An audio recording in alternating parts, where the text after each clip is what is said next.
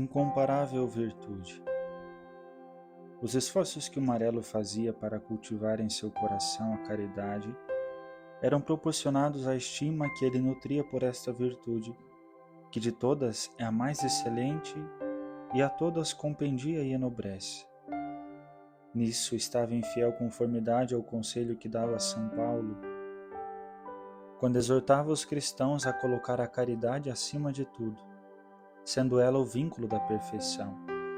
Acima de tudo, cultivai a caridade, que é o vínculo da perfeição. Eis em que termos ele exprimia a grande conta que fazia desta virtude. Ao pensar, dizia, em ter que falar sobre a caridade, sinto palpitar o coração, porque se das outras virtudes pode-se falar mesmo sem possuí-las, desta incomparável virtude da caridade é preciso estar de posse para falar dela adequadamente. Dessas suas palavras, que nos mostram claramente como ele nada recomendava aos outros, sem antes se esforçar em praticá-lo ele mesmo, seguindo também nisto o exemplo do Divino Mestre, do qual São Lucas diz que começou a praticar e depois a ensinar, nós podemos compreender a que altura de caridade ele tinha chegado para falar como ele sabia a respeito dela. Com efeito, depois de tais palavras ele acrescentava, com um acento que arrebatava as almas de seus ouvintes: amemos a Deus com todo o nosso coração, sem que nem mesmo uma partícula ou um átomo de nosso amor seja tirado dele. São Francisco de Sales dizia que, se soubesse que ainda uma só fibra de seu coração não pertencesse a Deus, na mesma hora arrancaria de si. Amemos a Deus com toda a alma, isto é, submetendo em tudo e por tudo a nossa vontade à sua.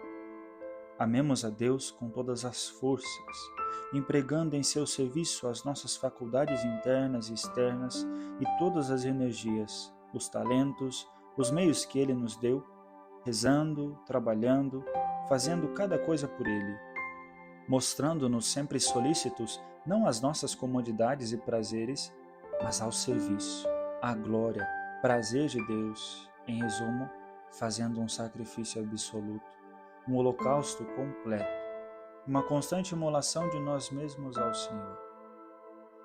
Ele também fazia notar como esta dedicação de nós mesmos a Deus não é uma coisa facultativa, isto é, que esteja em nossa faculdade fazer ou não fazer, mas é ao contrário uma obrigação taxativa e rigorosa, a qual não podemos subtrair-nos sem faltar ao imprescindível dever de consciência e ao próprio fim da nossa existência. Nós fomos criados para Deus, recordava com muita força o nosso fundador.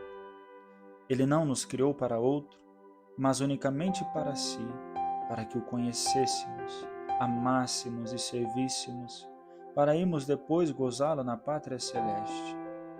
Quão nobre é o nosso fim! Nem mesmo os anjos e as criaturas mais excelentes poderiam ter um fim mais nobre e elevado. Este fim, bem considerado e ponderado, foi o meio pelo qual muitos se tornaram santos e grandes luminares da Igreja.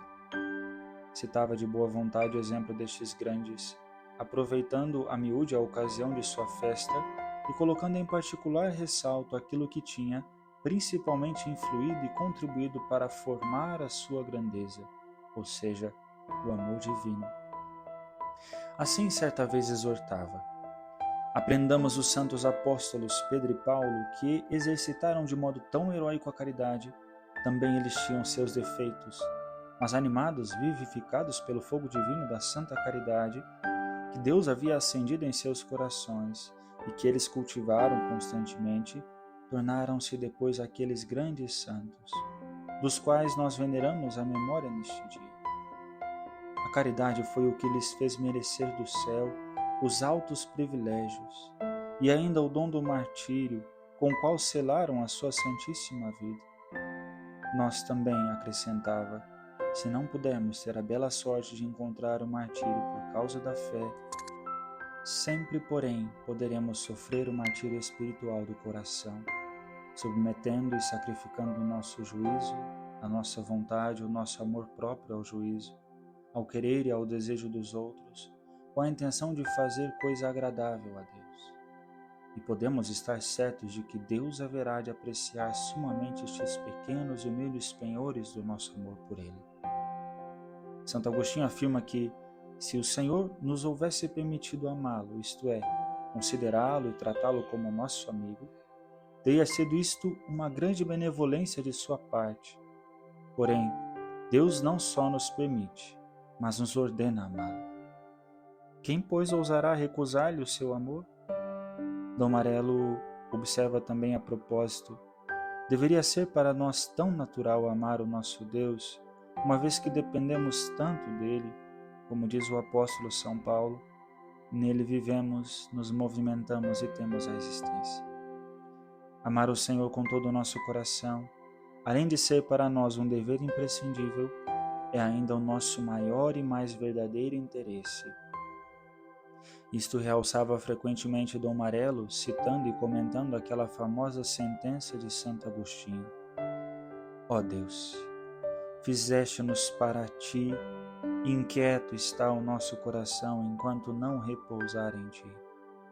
O nosso coração, dizia ele, é feito para Deus e não estará pago enquanto nele não repousar.